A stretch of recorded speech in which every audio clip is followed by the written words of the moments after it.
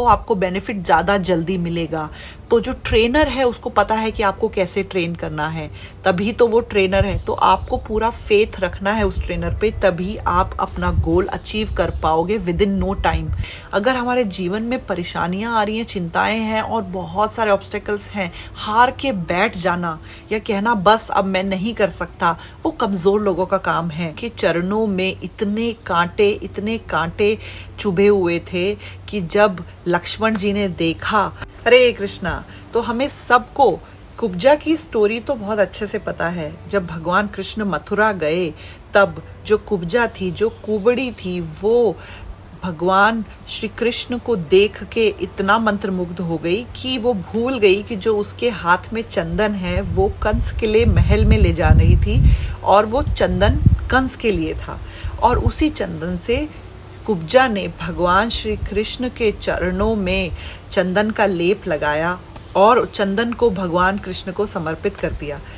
भगवान कृष्ण ने जब कुब्जा का ये समर्पण देखा, ये प्रेम देखा, तो भगवान उसकी पुकार बिना उसके कहे समझ गए। कुब्जा बहुत परेशान है क्योंकि हर कोई उसका मजाक उड़ाता है, उसको कुबड़ी कहता है, उसको बदसूरत कहता है, उसको बहुत परेशान करता है ताने मार मार के।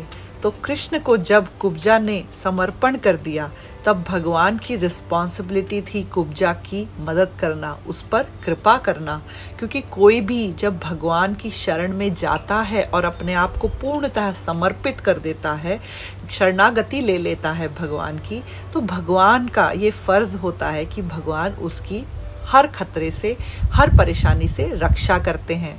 जैसे कि हमें पता है भगवान श्री राम एक बार जब वनवास के टाइम पर वन में विचरण कर रहे थे तो उनके चरणों में इतने कांटे चुभे हुए थे कि जब लक्ष्मण जी ने देखा तो प्रार्थना करी, उनसे निवेदन किया कि वो उन कांटों को निकाल कर उन्हें मलहम लगाना चाहते हैं, क्योंकि उनके चरणों में से खून निकल रहा था। लेकिन भगवान श्री राम ने लक्ष्मण जी को बिल्कुल मना कर दिया कि हाथ भी मत लगाओ और एक भी कांटा मत निकालो मेरे चरणों से। तो जब सीता मैया ने ये सुना तो पूछा कि क्यों आप ऐसा कह रहे हैं प्रभु, आपको कितना कष्ट हो रहा है? ये कांटा निकल जाएगा तो आपके पैरों में जो जख्म है वो ठीक हो जाएंगे, आप मदद करने दीजिए लक्ष्मण को और ये कांटे निकालने दीजिए। लेकिन श्री राम ने एक बहुत सुंदर बात कही। प्रभु श्री राम ने कहा कि सीते, ये जो कांटे हैं इन्होंने मेरे चरणों की शरण ली है, अब क्या मैं अपने दर्द की वजह से इनको की शरण से बाहर निकाल दूंगा? तो फिर क्या एग्जाम्पल देखेंगे लोग कि किसी ने श्री राम की शरण ली और प्रभु श्री राम ने उनको अपनी शरण से दूर कर दिया। तो मैं इन कांटों को अपनी शरणों से दूर नहीं कर सकता।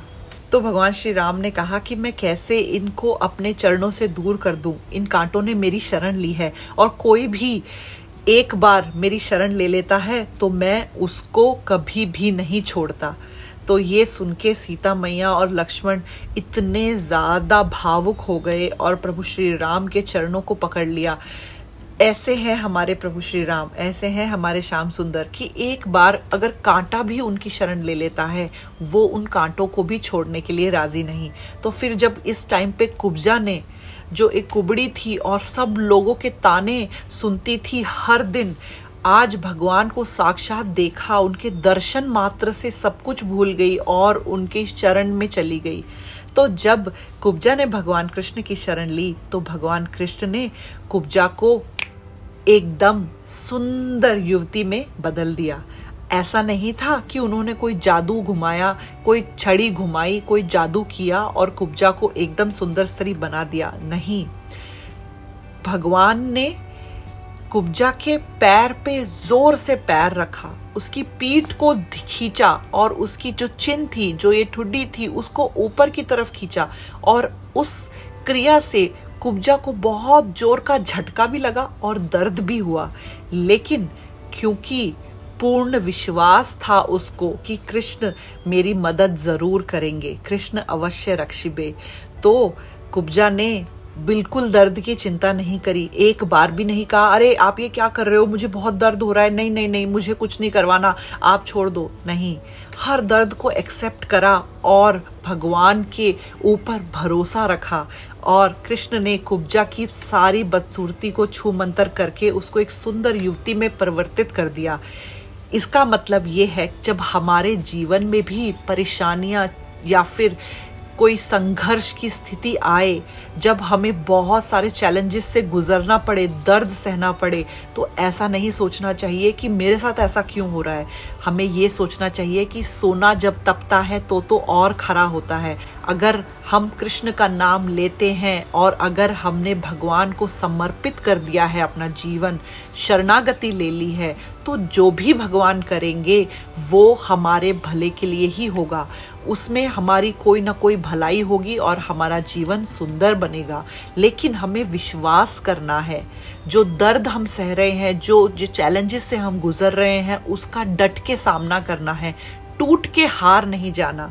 हमारे जीवन में क्या होता है, हम अच्छी अच्छी चीजें तो चाहते हैं, भगवान की कृपा तो चाहते हैं, सब कुछ बेटर हो जाए वो तो चाहते हैं, लेकिन किसी दर्द से नहीं गुजरना। हमें सब कुछ जादू के जैसे चाहिए कि रात को सो के हम सुबह उठें तो सब कुछ एकदम फर्स्ट क्लास हो। हमें परिश्रम नहीं करना, हमें संघर्ष नहीं करना, हमें सब कुछ एवं बिना दर्द के बिना परेशानी के चाहिए। ऐसा नहीं होता। एक पत्थर है और जो कि भगवान के मंदिर की सीढ़ियों में लगा हुआ है, और एक पत्थर है जिससे भगवान की मूर्ति बनी है। दोनों पत्थर आपस में बात करते हैं।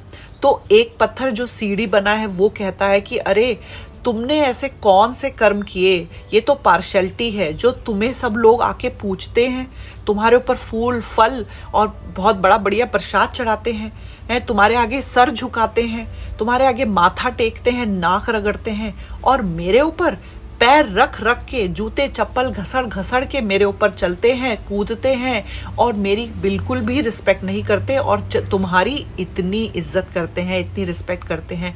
तुम भी वही पत्थर हो, मैं भी वही पत्थर हूँ, तो क्या है तुम में ऐसा स्पेशल? हाँ, तुम इतने विशाल, तुम इतने स्पेशल, तुम इतने मूल्यवान, तुम इतने अनमोल क्यों हो और कैसे हो? तो क्या अंतर है ऐसा तुम में और मुझ में? तो जो भगवान की मूर्ति जिस पत्थर से बनी थी, वो मूर्ति वाला पत्थर बोला कि तुम्हें क्या लगता है मैं यहाँ जिस जगह खड़ा हूँ ऐसे ही आ गया? नहीं, बहुत परिश्रम किया, बहुत संघर्ष देखे, मुझे पहले तोड़ा गया, मुझे तराशा गया इस मूर्ति में, नोकीले कीलों से मेरे ऊपर प्रहार किया गया, मुझे दर्द हुआ पर मैंने सहन किया। जब मुझे तराश रहे थे, मुझे कभी भट्टी से निकाला गया आग की, कभी मुझ पे अलग अलग तरह के औजारों का इस्तेमाल किया गया, मुझ पे पेंट किया गया, मुझ अलग अलग चीज़ों से मुझे सुंदर बना के निखारा गया और भगवान की मूर्ति मेरे को बनाया।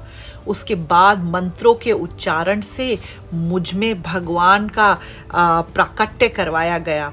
और जब मैं इस मंदिर में स्थापित हुआ हूँ तो मैं कोई आम पत्थर नहीं हूँ, तो अब मैं साक्षात ब्रजेंद्र नंदन ही कहलाऊंगा। सो जब तुम्हें भी तराशने की कोशिश करी जा रही थी, मूर्ति वाले पत्थर ने सीढ़ी वाले पत्थर से कहा, तुमने उस प्रोसेस में अड़चन डाली। जब तुम्हें तराशा जा रहा था तो तुमने कहा नहीं नहीं नहीं, मुझे बहुत दर्द हो रहा है, मेरे साथ मत करो, तो तुम टूट के दो टुकड़ों में बिखर जा रहे थे। इसलिए जो शिल्पकार था वो समझ गया कि इस पत्थर से भगवान की मूर्ति नहीं बन सकती, इस पत्थर का यूज सीढ़ी में हो सकता है, तो इसलिए तुम्हारा यूज किया सीढ़ी बनाने के लिए, क्योंकि तुमने अपने आप को निखारने में मदद नहीं ली शिल्पकार से। तो ये गलती तुम्हारी है। जब मैंने इतने दर्द सहे, इतना परिश्रम सहा, और उसका रिजल्ट ये है कि मैं सुंदर से तरह से निखर गया, लेकिन तुमने आराम की जिंदगी, बिल्कुल बिना संघर्ष की जिंदगी चुनी, जिसकी वजह से तुम्हारा औदा ये है और मेरा लेवल यहाँ है। तो यही अंतर है। तो तो यहाँ समझने वाली बात सिर्फ इतनी सी है कि जब हमारे जीवन में चैलेंजेस आते हैं, ऑब्स्टेकल्स आते हैं या फिर कोई भी परेशानियां आती हैं, हमें उससे डिसअपॉइंट नहीं होना है। उन चुनौतियों से भी हमें कुछ सीख लेनी है। अगर हमारे जीवन में परेशानियां आ रही हैं, चिंताएं हैं और बहुत सारे ऑब्स्टेकल्स हैं, हार के बैठ जाना या कहना बस अब मैं नहीं कर सकता, वो कमज़ोर लोगों का काम है। हमें क्या करना है? हमें उन चुनौतियों से भी सीख के आगे बढ़ना है और पार करना है उन चुनौतियों को, ताकि बहुत सुंदर तरीके से हमारा जीवन भी निखर जाए। जैसे कुब्जा का निखारा भगवान श्री कृष्ण ने, थोड़ा सा दर्द दिया उसको, लेकिन वो उसके बेटरमेंट के लिए, उसके भले के लिए था।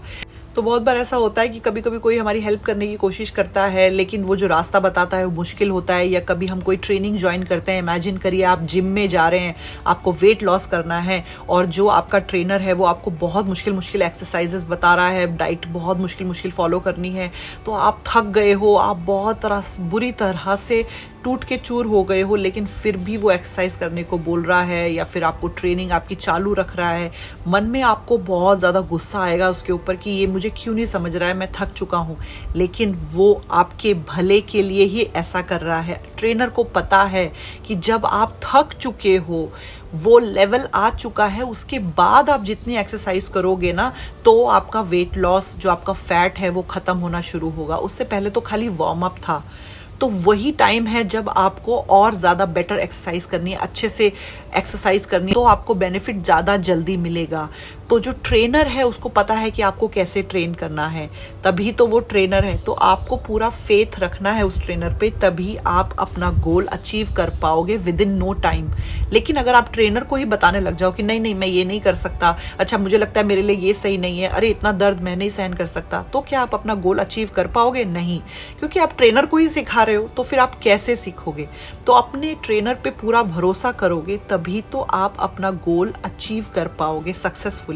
तो इसी तरह से भक्ति में भी जब हम भक्ति सीख रहे हैं, तो जो हमारे गुरु हैं या हमारे सीनियर्स हैं वो हमें बताते हैं कि ये रास्ता सही है, ये गलत है, भक्ति में ये करना है, ये नहीं करना है, या इस तरह से तुम चीज़ों को फॉलो करो, या तुम्हारी ये जो अप्रोच है ये गलत है। जब वो हमें कोई सीख देते हैं तो हमें इस तरह से उसको डिफेंसिवली नहीं लेना चाहिए कि नहीं हमें क्यों बता रहे हो, हमें सब कुछ पता है, मैं सब कुछ सही कर रहा हूँ, मैं बचपन से ऐसे ही कर रहा हूँ, मैं बदलूंगा नहीं। इस अप्रोच के साथ अगर हम गुरु के पास जाएंगे, सीनियर के पास जाएंगे, तो हम कभी उनसे सीख नहीं पाएंगे, क्योंकि जब नल खोलोगे तो पानी हमेशा नीचे आता है। तो ज्ञान जो दे रहा है वो व्यक्ति हमेशा ऊपर है, और जिसको पानी पीना है वो व्यक्ति हमेशा नीचे है, क्योंकि नल खोल के पानी नीचे आता है। तो हाथ हमेशा ऐसे होने चाहिए हमारे। तो उसी तरह से जब हम ज्ञान ले रहे हैं तो गुरु या सीनियर्स का दर्जा यहाँ है, और हमें सर झुका के विनम्रता से उनका निर्देश लेना है। अगर कोई डाउट है तो क्वेश्चन पूछ सकते हैं हमें, लेकिन उनकी इंस्ट्रक्शंस को फॉलो करेंगे तभी सफलता मिलेगी। चाहे वो मटेरियल लाइफ में जिम ट्रेनिंग हो, या कुकिंग क्लासेस में कुकिंग हो, या फिर स्कूल में आप जो पढ़ाई कर रहे हो वो हो, या फिर भक्ति हो। हमेशा ये ध्यान रखिए कि आपके जो ट्रेनर हैं वो आपके भले के लिए आपको एडवाइस कर रहे हैं, सही या गलत बता रहे हैं। और मटेरियल लाइफ में भी कभी हमारी मदद करने के लिए कोई हमारी गलती निकालता है, ये कोई क्रिटिसाइज करता है, तो उसको हमें पॉजिटिवली लेना है, ये सोच के कि हमारे अंदर जो कमी है वो कोई बता रहा है, ताकि उस कमी को हम पूरा कर सकें, निखार सकें और एक बेहतर पर्सन बन सकें। तो उसको अपना दुश्मन नहीं, अपना दोस्त समझना चाहिए। और अगर आप सच में एक बेहतर पर्सनालिटी डेवलप करना चाहते हैं तो उन लोगों के साथ ज़्यादा रहिए जो आपको क्रिटिसाइज करते हैं, क्योंकि वो कमियां बता बता के आपकी सारी कमियां दूर कर देंगे एक दिन। लेकिन आपको पॉजिटिवली हर बात को सुनना है, समझना है और उस पर काम करना है। बुरा नहीं मानना है कि ये तो मेरी बुराई करता है, अब मैं इससे बातें नहीं करूंगा, मैं उन्हीं लोगों के साथ रहूंगा जो मेरे लिए अच्छे हैं, जो मेरी तारीफें करते हैं, चाहे वो झूठी क्यों ना करें। तो फिर जिंदगी भर हम वैसे ही रह जाएंगे, कभी चेंज नहीं कर पाएंगे अपने अंदर कुछ भी। तो मंदिर के पत्थर को याद करिए, और अगर कोई आपको तराशने की कोशिश करता है तो उसको रोकिए मत, उसको अलाउ करिए। आपकी गलतियां बताएगा आपको, तभी आप निखर के और सुंदर बन पाएंगे। हरे कृष्णा।